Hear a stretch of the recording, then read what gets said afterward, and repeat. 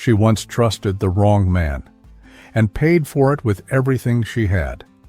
Years later, she returned to the same place, invisible, broken, and silent, never expecting the truth to find her again. Some loves are born from hope, others from injustice.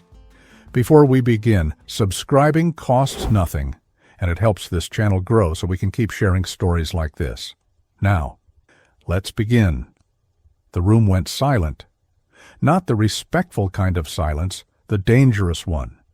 Natalie Pierce stood frozen at the far end of the glass conference room, her hands clenched so tightly around a thin folder that her fingers ached.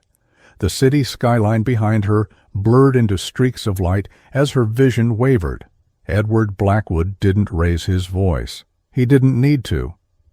"Are you seriously telling me," Edward Blackwood said calmly, his fingers resting on the polished table, "that this was the best you could do?" Every executive seated around the table turned toward Natalie. She swallowed. "Natalie Pierce," Edward continued, tilting his head slightly, the gesture almost amused. "A simple task, a simple report, and yet here we are, wasting everyone's time." Her chest tightened. "I followed the instructions exactly," Natalie said softly. Her voice barely carried across the room, but she forced herself to meet his eyes. "The data came directly from—" Edward raised a hand. "No excuses," he said. "Excuses are what people use when they're not good enough." A few people shifted uncomfortably in their seats. Others avoided looking at her altogether. Natalie felt the heat crawl up her neck, the familiar burn of humiliation she thought she'd learned to live with. Then a chair scraped against the floor. Lucas Grant stood. He didn't rush. He didn't interrupt. He simply stood there, tall and composed, his expression unreadable, as he looked from Edward Blackwood to Natalie Pierce. "Before we go any further," Lucas said calmly, "I'd like to see the raw files." Edward's smile tightened. "Excuse me?" Edward asked. Lucas met his gaze without flinching. "The raw files, the original data. If Natalie Pierce made a mistake, it will be there." The silence deepened. Natalie's breath caught. Edward chuckled lightly. "Mr. Grant, with all due respect, this is an internal matter?" Lucas nodded once. "Then it shouldn't be a problem." For a moment, something dangerous flashed behind Edward's eyes. And Natalie knew this was not just another humiliation. 2 hours earlier, Natalie Pierce arrived at the building before sunrise, as she always did. The lobby was quiet, the marble floors still gleaming from the night cleaning crew's work. She liked these early hours. No stares, no whispers, no reminders of who she used to be. She set her bag down behind the reception desk and slipped on her ID badge. Temporary staff. The word temporary, worn and faded from months of use. As she walked toward the elevators, her reflection caught her eye in the glass. 38 years old. Hair pulled back tightly, minimal makeup, invisible. She pressed the elevator button and waited. When the doors opened, a man stepped out. They collided. "Oh, I'm so sorry," Natalie said automatically, instinctively, reaching out to steady herself. Strong hands caught her arms. "It's my fault," the man said. His voice was warm, calm. "I wasn't paying attention." She looked up, and for just a second the world seemed to pause. The man in front of her wore a dark coat, his tie slightly loosened, his eyes an unexpected shade of gray. Observant, kind, sharp all at once. "I'm Lucas," he said, still holding her arms. Natalie realized how close they were and stepped back quickly. "Natalie," she replied him. "I mean, Natalie Pierce." Lucas smiled gently. "Nice to meet you, Natalie Pierce." Something in the way he said her name made her chest tighten. The elevator doors closed behind him, and only then did Natalie realize her hands were trembling. Lucas Grant had reviewed hundreds of companies in his career. He had been brought in to analyze structures, expose inefficiencies, identify risks. What he didn't expect was to notice a woman carrying a stack of folders through the hallway later that morning, a woman whose posture spoke of intelligence and restraint. "Natalie Pierce," he said when he saw her again. She startled slightly. "Mr. Grant." "You don't have to call me that," Lucas said. "Lucas is fine." She hesitated. "Okay, Lucas." He noticed how carefully she chose her words, how she never assumed, never demanded. When she handed him the report later that day, their fingers brushed. It was brief, accidental. But Natalie pulled her hand back as if burned. Lucas noticed. Edward Blackwood noticed everything, especially Lucas Grant's attention.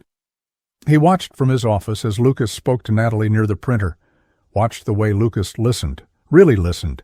Edward's jaw tightened. That name, Natalie Pierce. The sound stirred something distant, uncomfortable. He dismissed it. That afternoon, Natalie sat alone in the break room, staring at her coffee without drinking it. She had worked in this building once before, long ago, in another life. Back then, she had believed talent mattered. That honesty would protect her. She had been wrong. The door opened. "Natalie?" Lucas asked gently. She looked up, startled. "Yes?" "I just wanted to say, the report you gave me was impressive," Lucas said. "Clear, precise, thoughtful." Her laugh was short, disbelieving. "That's not what Mr. Blackwood thinks." Lucas studied her carefully. "Do you believe him?" She hesitated. "No," she admitted quietly. "But believing something doesn't always change the outcome." Lucas felt something shift inside him. Back in the present, the conference room was suffocating. Edward leaned back in his chair. "Fine," he said. "Bring the files." Minutes later, the truth was undeniable. The error wasn't Natalie's. It never had been. A murmur rippled through the room. Natalie's heart pounded as Lucas turned toward her. "Natalie Pierce followed the instructions perfectly," Lucas said.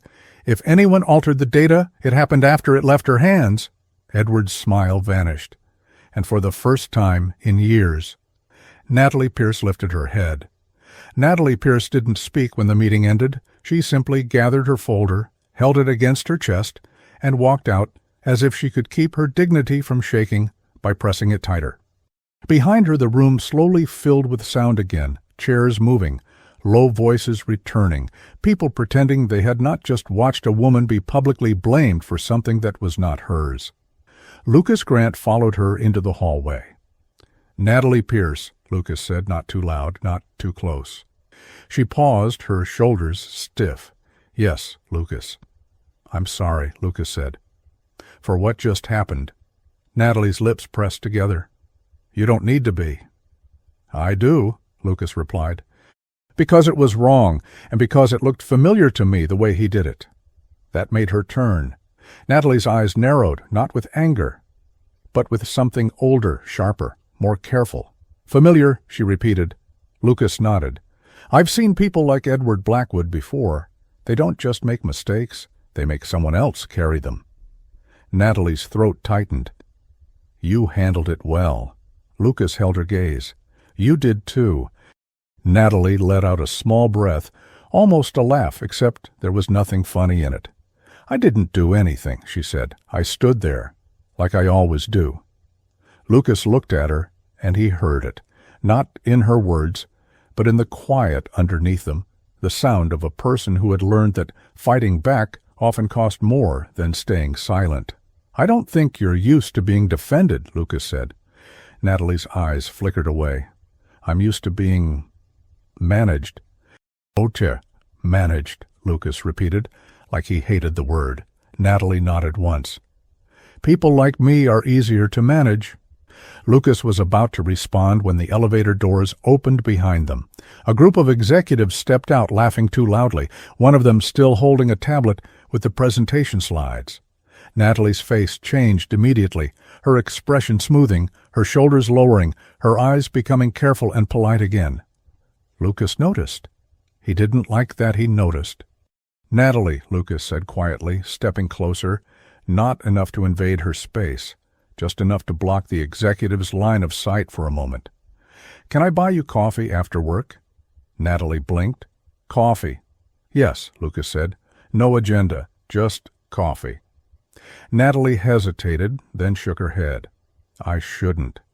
Lucas didn't push. He only nodded as if he understood more than she had said. Okay, Lucas replied. Then let me at least say this. If you ever want someone to listen, I'm here. Natalie's fingers tightened around her folder. She was not sure what frightened her more, that he meant it, or that she wanted to believe him. Edward Blackwood returned to his office with his jaw clenched, and his smile rebuilt into something sharp and polished. He poured himself a drink even though it was barely afternoon. He hated surprises, and Lucas Grant had become an inconvenient one. Edward sat behind his desk, opened the folder on his screen, and searched the internal employee list. Temporary staff, contracted workers, outsourced support, Natalie Pierce. The name still tugged at something. Edward leaned back, staring at the ceiling, trying to force memory to cooperate. A younger woman, a desk near the executive floor. A bright look in her eyes, the kind that made men like him feel powerful, and then, later, the same eyes filled with fear. He frowned. No, that was impossible. That Natalie Pierce had disappeared, erased, broken. This Natalie Pierce looked older, quieter, smaller. Edward's lips curled. It didn't matter. If Lucas Grant thought he could challenge Edward Blackwood on his own ground, Edward would remind him how this building worked. He would remind everyone. That evening, Natalie stayed late, as she often did. The office lights dimmed, the hallways emptied, and the building became a quiet machine, humming in soft air conditioning and distant cleaning carts. Natalie liked the quiet. It felt safer, like the world could not reach her as easily when it was empty. She carried a box of archived documents down a long corridor toward a storage room, her arms already sore. The door was heavier than it looked, and when she pushed it open with her hip, the box shifted. Papers slid. Natalie cursed softly, then froze, remembering she didn't swear. Not anymore. She adjusted her grip, stepped inside, and the box slipped again. This time she was sure it would fall. Then a hand appeared under the bottom of the box, steadying it. Natalie gasped and turned. Lucas! What are you doing here? Natalie asked, her heart suddenly too loud. Lucas's mouth lifted slightly. I could ask you the same thing. Natalie swallowed. Work. Lucas nodded. Me too, apparently. Natalie looked at him, truly looked, and she noticed something that hadn't been obvious earlier. Lucas Grant was tired. Not just physically, but in a way that suggested he carried responsibility like a weight that never left him. You're still here, she said. So are you, Lucas replied. Natalie shifted her feet. I have to finish. Lucas glanced at the box. Let me help. Natalie's first instinct was to refuse, but her arms trembled. If Edward Blackwood sees you carrying boxes with me, Natalie said quietly, he'll make you regret it. Lucas's eyes sharpened. Is that a warning or a fact? Natalie's gaze dropped.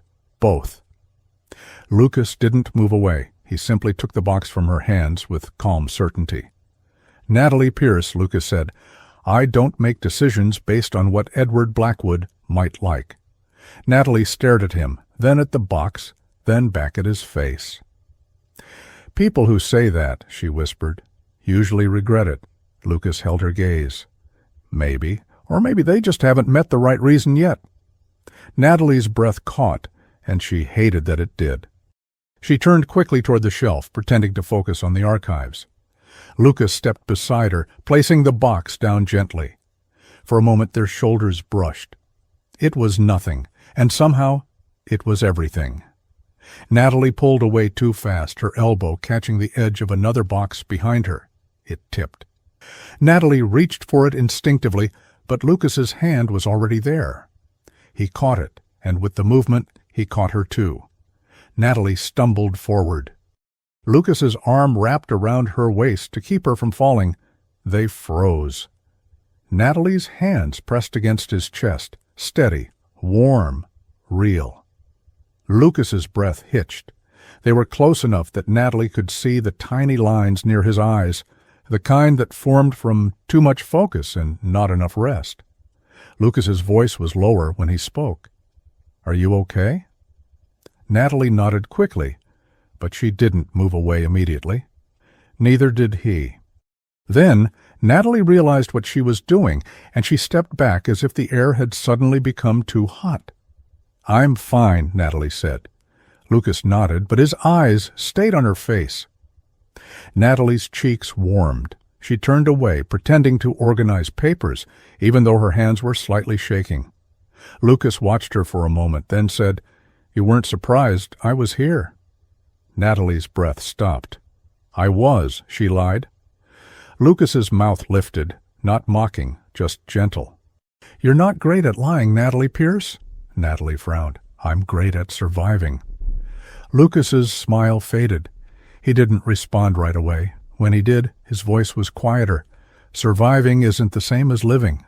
Natalie's throat tightened so sharply it hurt. She stared at the shelf, forcing herself not to turn. "You don't know anything about my life," Natalie said. Lucas stepped closer, but not too close. "You're right, I don't. But I know what it looks like when someone is constantly bracing for impact." Natalie swallowed. For a second she almost said it, almost let the truth slip out, almost admitted that she had once been someone else. Then her phone buzzed. A message. Unknown number.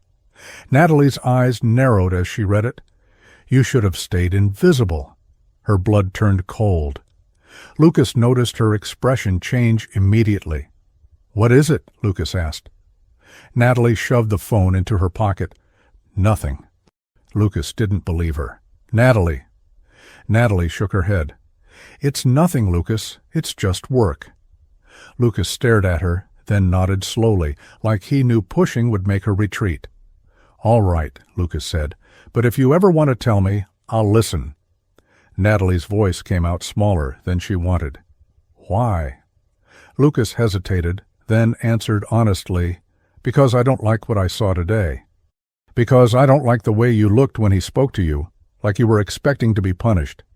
Natalie's eyes stung. She blinked hard. "That's ridiculous." Lucas's gaze softened. "Is it?" Natalie opened her mouth to respond. Then the storage room door opened. A man stepped in, smiling politely, holding a tablet.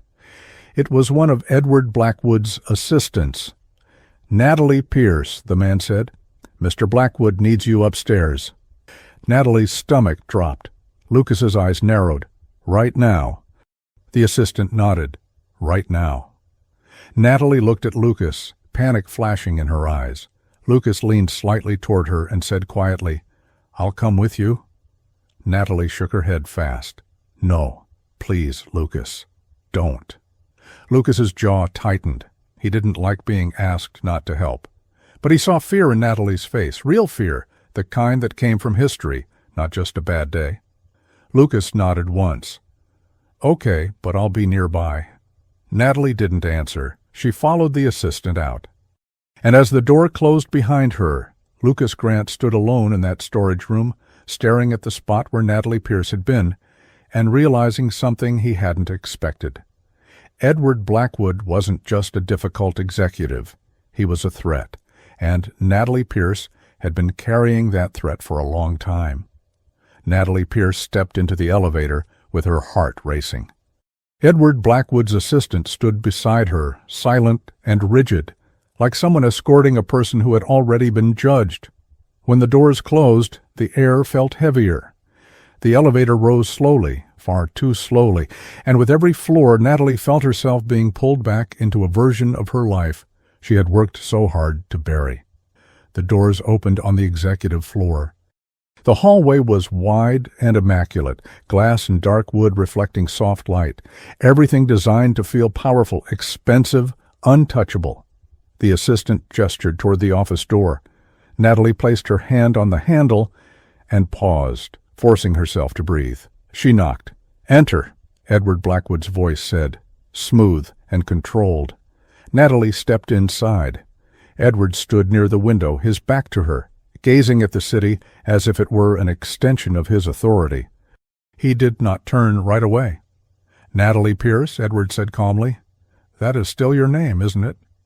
Yes, Mr. Blackwood, Natalie replied. Edward turned slowly, studying her with open curiosity. Interesting, Edward said. You were much louder once. Natalie remained still.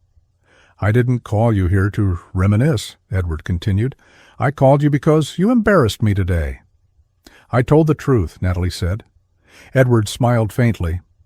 You always did confuse honesty with intelligence. Natalie's jaw tightened. Why did you bring me back into this building? Edward walked toward his desk and sat down, folding his hands. I didn't bring you back, Edward said. You came back, crawled back, actually. Natalie felt the words like a slap, but she refused to look away. You destroyed my career, Natalie said quietly. You made sure no one would hire me. Edward tilted his head, amused. You're still blaming me for your failures. I trusted you, Natalie said. I was young. I believed you cared, and when I refused to keep quiet, you ruined my name. Edward leaned back in his chair. You ruined yourself, Edward replied. You forgot your place. Natalie's breath shook. My place. Yes, Edward said calmly. You were useful, and then you weren't. Edward opened a drawer and removed a tablet, tapping the screen before turning it toward her. An old photo appeared. Natalie, years younger, smiling nervously at a company event. Edward beside her, his hand resting lightly on her back. Natalie's chest tightened. I almost didn't recognize you, Edward said. Life has been unkind. Natalie swallowed. What do you want? Edward's expression hardened. I want you to stop interfering, Edward said, and I want you to stop standing near Lucas Grant as if you belong in his world. Natalie stiffened. This is about him. This is about control, Edward replied. Natalie met his gaze. You're afraid of him. Edward laughed softly. I'm irritated. There's a difference. Edward stood and walked closer, stopping just in front of her. You should have stayed invisible, Edward said quietly. That's where you're safest. Natalie felt fear, but beneath it, something else was waking up.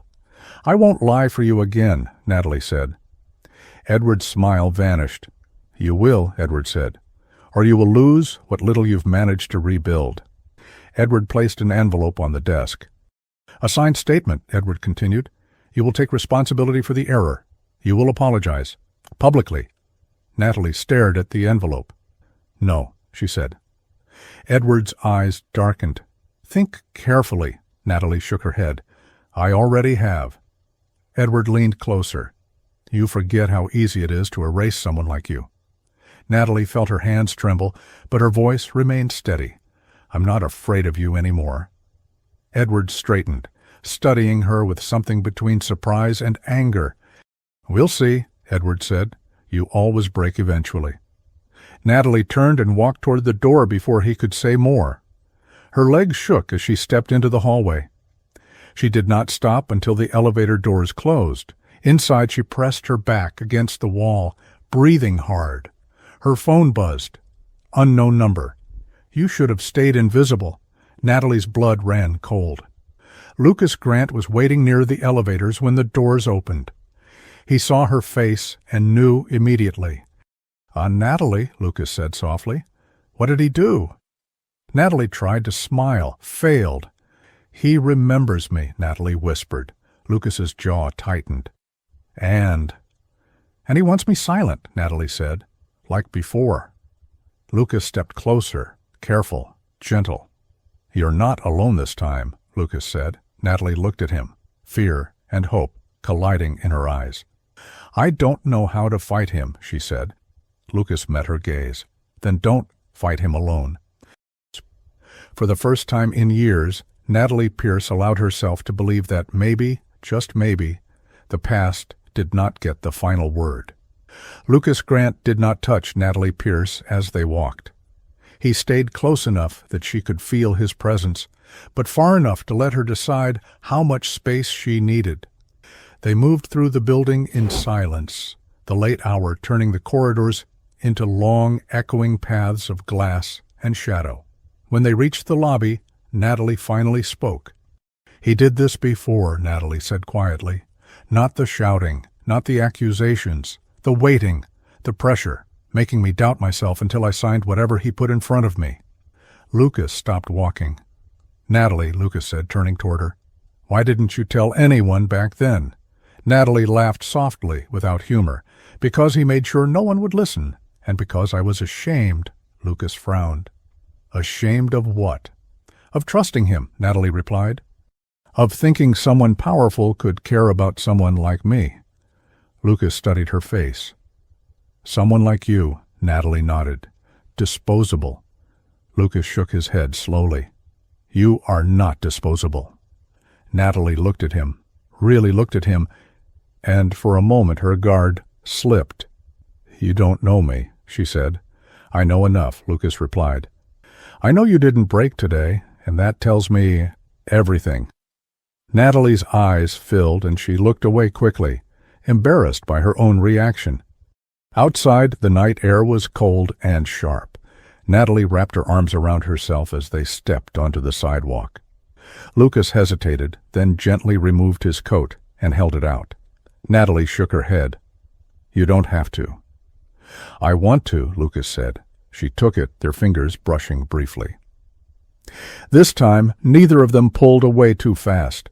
They stood there for a second longer than necessary, close enough to feel warmth where the city had been cold. "I should go," Natalie said finally. Lucas nodded. "Can I walk you?" Natalie hesitated, then nodded. They walked in step, the city quieter now, the noise softened by distance and late hours. "I didn't plan on coming back here," Natalie said after a moment. "I only took the job because it was temporary." "Anonymous?" "And then you saw him," Lucas said. Natalie nodded. "And everything I buried came back." Lucas slowed his pace. "You don't have to face him alone." Natalie stopped walking. Lucas stopped too. She turned to him, her voice barely steady. "You don't understand what he's capable of." Lucas met her gaze. "Then help me understand." Natalie searched his face for doubt, for curiosity, for anything that felt unsafe. She found none. "He controls narratives," Natalie said. "People, outcomes. He knows how to make lies sound reasonable." Lucas exhaled slowly. "Then we document everything." Natalie shook her head. "It's not that simple." Lucas leaned closer, lowering his voice. "It never is. But it's still worth trying." Natalie felt something unfamiliar stretch inside her chest. Hope. She hated it. Hope had hurt her before. They reached her building. Natalie stopped at the entrance. "This is me," she said. Lucas nodded, then hesitated. "Natalie, whatever happens, I want you to know this. I believe you." The words landed softly, but they carried weight. Natalie swallowed. "Thank you." Lucas smiled gently. "Good night, Natalie Pierce." "Good night, Lucas Grant," she replied. As she turned to go inside, Lucas spoke again. "And Natalie," she looked back. "You don't disappear," Lucas said. "Not anymore." Natalie nodded, unsure if she trusted herself to speak. That night, Natalie couldn't sleep. She lay awake, staring at the ceiling, Edward Blackwood's voice looping in her mind. But now, another voice joined it. Lucas's. Calm, steady, certain. She turned onto her side, pressing her hand against her chest as if to quiet the storm there. If this story is touching you in some way, you're not alone. Some people carry their battles quietly for years, and stories like this exist for those who still believe that being seen can change everything. Natalie closed her eyes. For the first time in a long time, she did not feel completely alone. The next morning, Edward Blackwood arrived early, too early. He summoned his legal advisor, his communications director, and his chief operations officer. "We need to control this," Edward said calmly. "Lucas Grant is asking questions." The advisor frowned. "He's thorough." "He's arrogant," Edward replied, "and arrogance can be managed." Edward leaned back, fingers steepled. "Prepare a performance review for Natalie Pierce. Negative, thorough. Make it look routine. The communications director hesitated. What if Lucas intervenes? Edward smiled. He won't. People like him believe the system protects them. It doesn't. Lucas Grant arrived an hour later and went straight to Natalie's department. He found her seated at her desk, focused, composed, as if nothing had happened. But he noticed the tension in her shoulders. "Natalie," Lucas said softly. She looked up, surprised, then smiled faintly. "Good morning." "I was wondering if you had a moment," Lucas said. She hesitated, then nodded. They walked toward the break room. Lucas spoke first. "Edward is escalating," Natalie exhaled. "I expected that." Lucas studied her. "He's preparing paperwork," Natalie laughed quietly. "Of course he is." Lucas leaned against the counter. "I want to help you gather evidence." Natalie's eyes widened. "That could put you at risk," Lucas nodded. "I know." "Why would you do that?" Natalie asked. Lucas answered without hesitation. "Because it's the right thing to do." Natalie searched his face. "That's not how people usually answer." Lucas smiled slightly. "That's probably why he doesn't like me." Natalie felt a warmth spread through her chest, dangerous and comforting all at once. Their eyes met. Neither of them looked away. Then Natalie's phone buzzed again. Unknown number. "You really think he can save you?" Natalie's breath caught. Lucas noticed immediately. "Natalie!" She showed him the screen. Lucas's expression hardened. "He's trying to isolate you." Natalie nodded. "He always does." Lucas stepped closer, his voice low. Then, "We stay visible." Natalie felt her heart pound. "Stay visible." She nodded slowly. Their hands brushed as they stood there, both aware of it, neither moving away. It was small, it was quiet, and it felt like the beginning of something that scared them both. Later that afternoon, Natalie was called into Human Resources. Lucas waited outside. Edward Blackwood passed by the corridor, slowing just enough to glance at Lucas. Their eyes met. Edward smiled. Lucas did not. Natalie sat across from the HR manager, her posture straight, her hands folded neatly. "We've received concerns," the manager said, "about your performance." Natalie nodded calmly. "I'd like to see the documentation." The manager blinked. "Of course." For the first time, Natalie Pierce did not feel small. She felt ready. And somewhere down the hall, Lucas Grant waited, determined not to let her stand alone again. Natalie Pierce left Human Resources with her hand steady, but her stomach tight. The HR manager had been polite, almost apologetic, but the paperwork was clear. Negative evaluations, warnings, a pattern being built from nothing. Natalie stepped into the hallway and saw Lucas Grant waiting exactly where he said he would be. Lucas looked at her face and understood. "They're building a case," Lucas said quietly. Natalie nodded. "He's doing it fast." Lucas's jaw clenched. "Then, we move faster." Natalie exhaled slowly. "I have nothing." Lucas shook his head. "You have the truth. We just need to prove it." Natalie looked at him with a mixture of gratitude and fear. "And if we can't?" Lucas didn't answer right away. He lowered his voice. "Then we make sure he can't do this to you again, even if it costs me." Natalie's eyes widened. "Don't say that." Lucas met her gaze. "I'm not saying it to be dramatic. I'm saying it because I've seen what happens when people like him win." Natalie swallowed. "They win quietly." Lucas nodded. "Exactly." A pause stretched between them, filled with things they were not saying.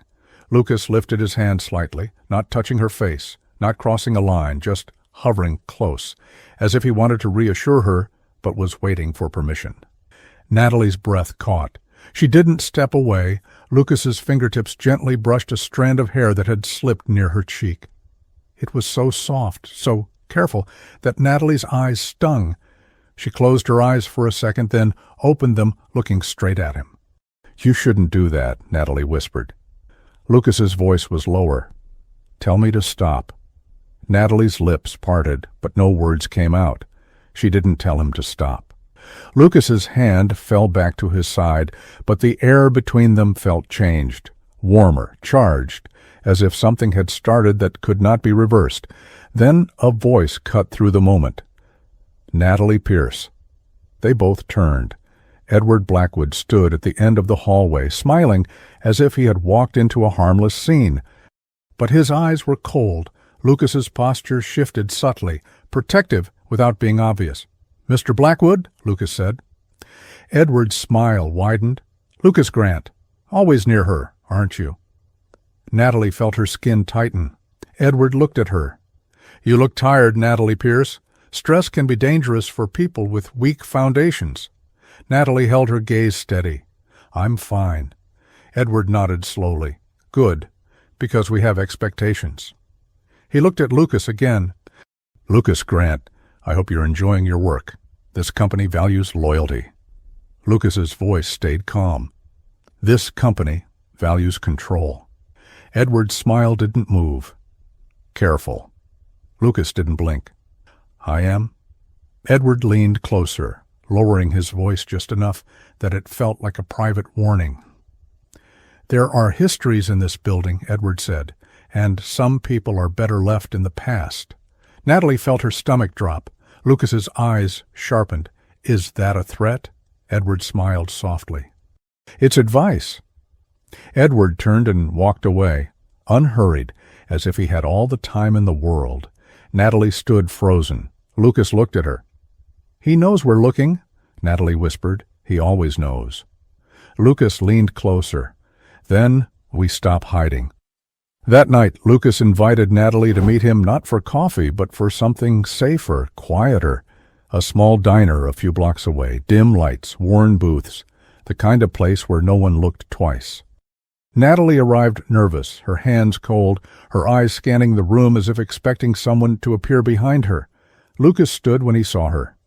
"Natalie Pierce," he said gently, "you came." Natalie sat across from him, taking a breath. "I almost didn't." Lucas's expression softened.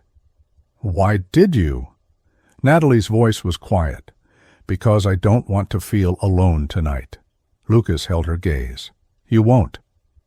The waitress came, and Lucas ordered 2 coffees before Natalie could argue.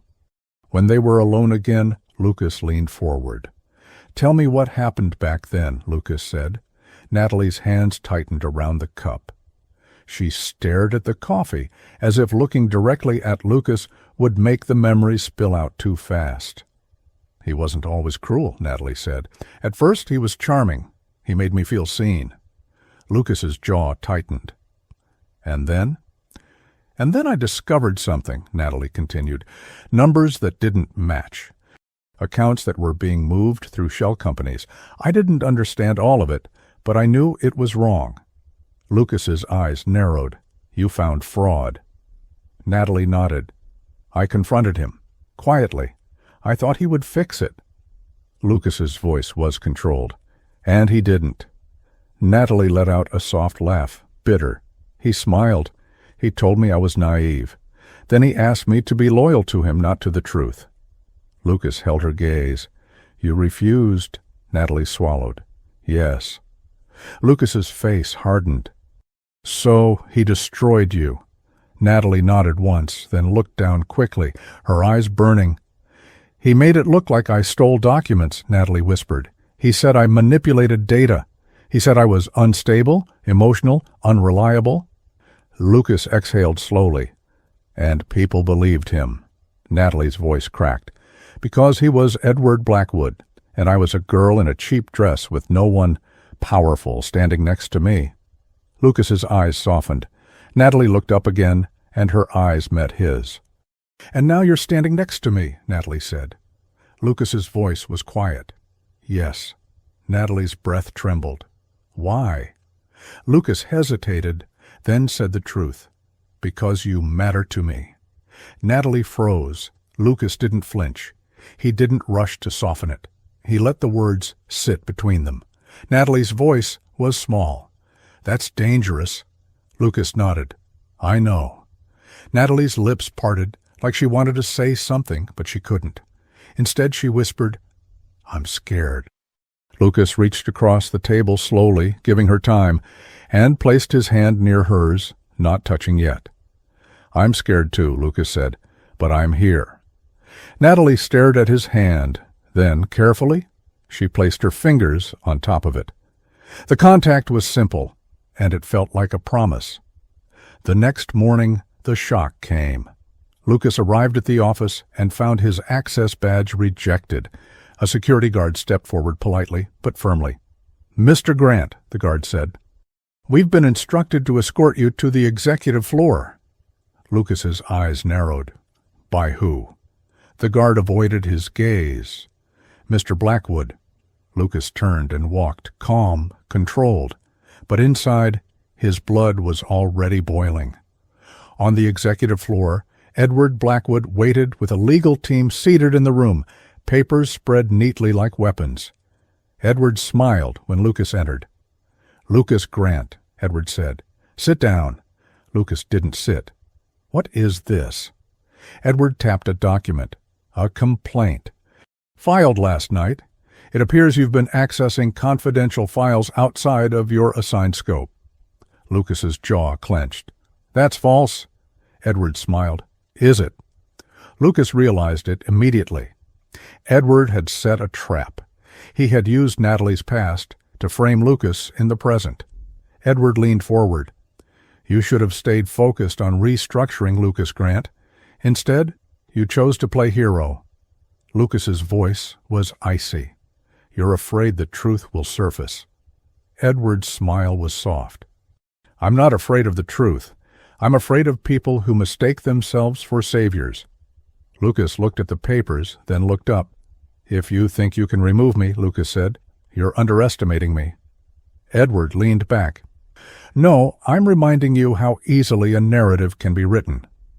Lucas's stomach tightened, because he knew what Edward Blackwood was really doing. He wasn't just attacking Lucas, he was sending a message to Natalie Pierce. "See what happens to anyone who stands with you." Downstairs, Natalie was called again, this time not to HR, to the executive floor. Her phone buzzed. "Unknown number. Watch what happens to your hero."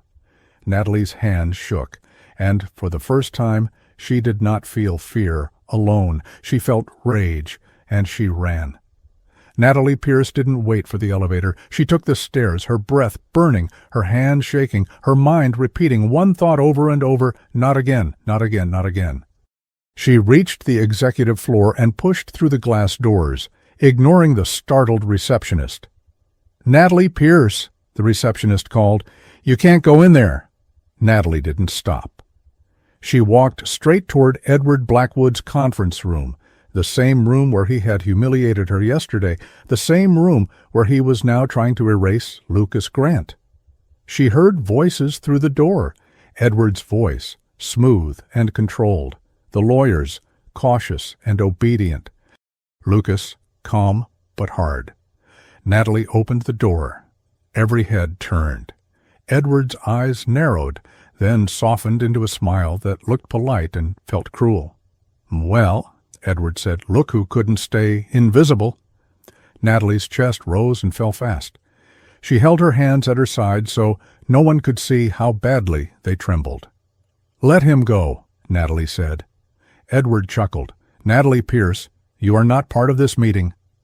Lucas's eyes met hers. His expression changed, just slightly.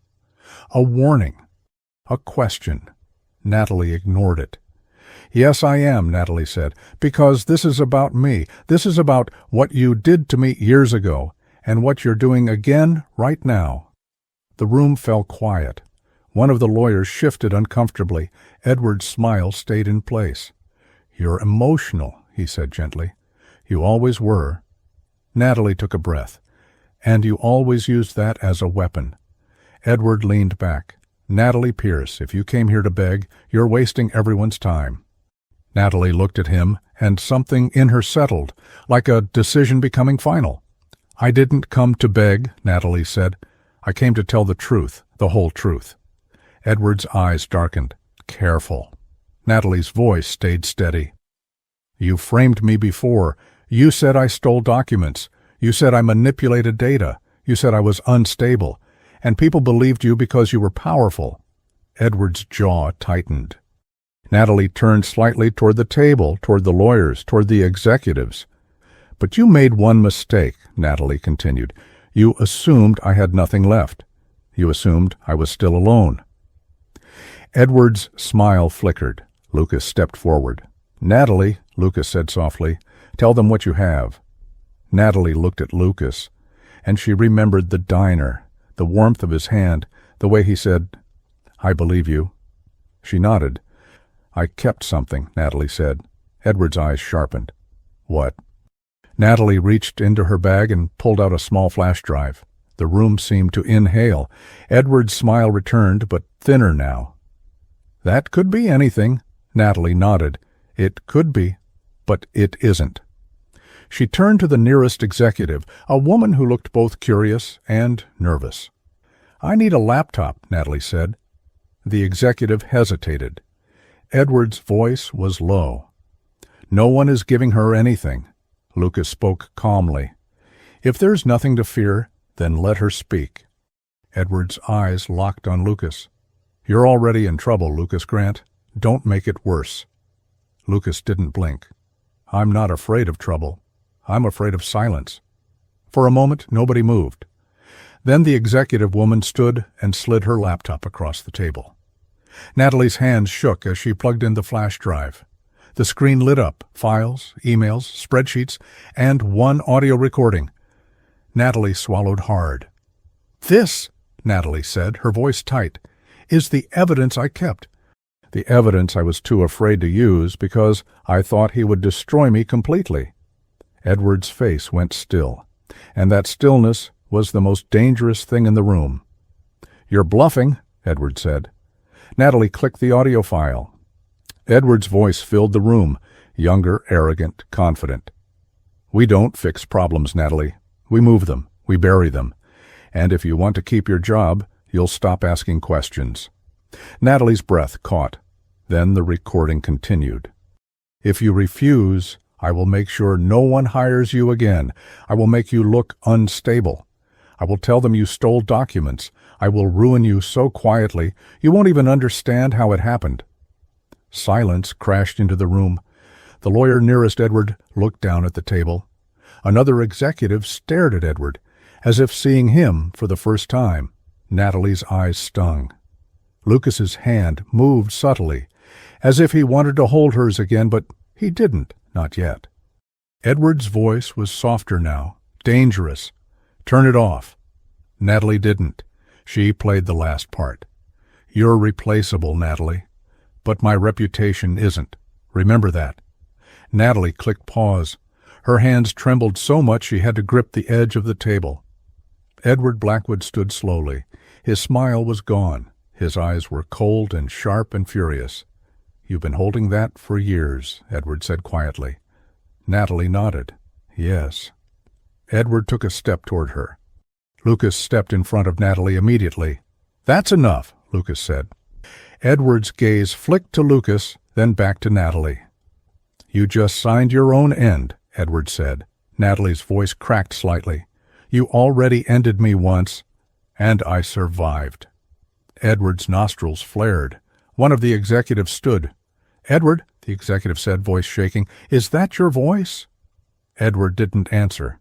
Another executive spoke, steadier now. "We need an immediate investigation." Edward's voice rose slightly, the control slipping. "This is a manipulation. A woman who was fired years ago shows up with a recording, and you all panic."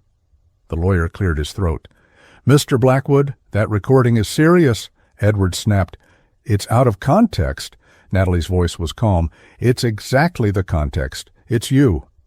Edward's eyes narrowed at Natalie, and for a moment Natalie thought he might actually lunge. But then something else happened. The door opened. Security stepped inside, followed by a man Natalie had never seen, wearing a badge that read Corporate Compliance. "Mr. Blackwood," the man said, "we received an alert regarding unauthorized account activity and data manipulation. We need to speak with you immediately." Edward froze.